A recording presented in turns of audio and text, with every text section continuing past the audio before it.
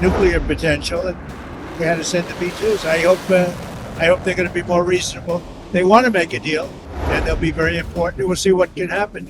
But typically, Iran's a very tough negotiator. They're good negotiators.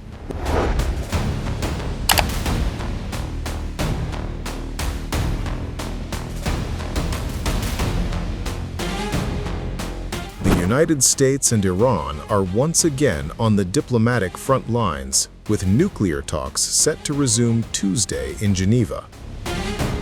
President Donald Trump said Monday he would be involved indirectly in the negotiations and urged Tehran to adopt a reasonable approach. What are you expecting from these Iran talks in Geneva tomorrow? So I'll be involved in those talks indirectly, and they'll be very important. We'll see what can happen. So I will be involved in those talks indirectly, and they will be very important, Trump told reporters. Iran is a very tough negotiator. I hope they're going to be more reasonable. They want to make a deal. Trump referenced the June 2025 B-2 bomber strikes on Iranian nuclear sites, noting that previous negotiations failed, forcing the U.S. into military action. But typically, Iran's a very tough negotiator. They're good negotiators, or bad negotiators. I would say they're bad negotiators, because we could have had a deal instead of sending the B-2s in to knock out their nuclear potential, and we had to send the B-2s. I hope they're going to be more reasonable. They want to make a deal. I think they want to make a deal. I don't think they want the consequences of not making a deal, he added, emphasizing the high stakes of the upcoming round.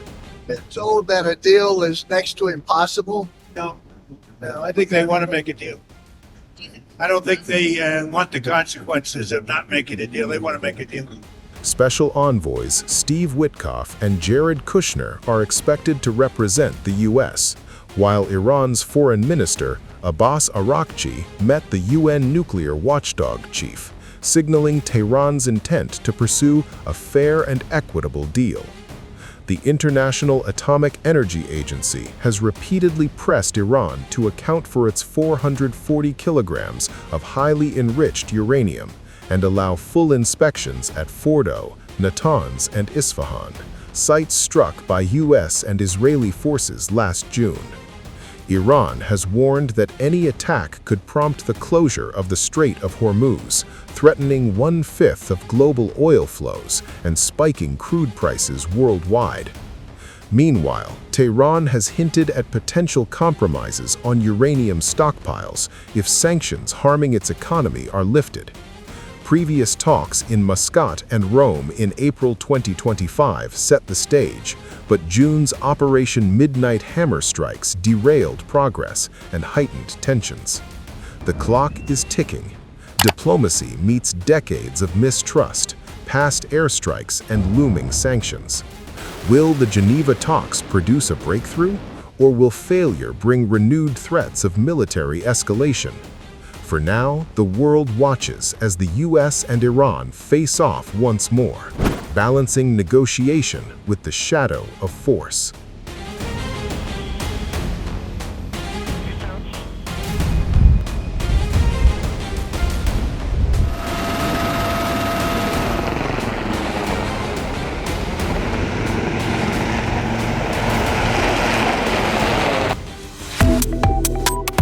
Subscribe to One India and never miss an update.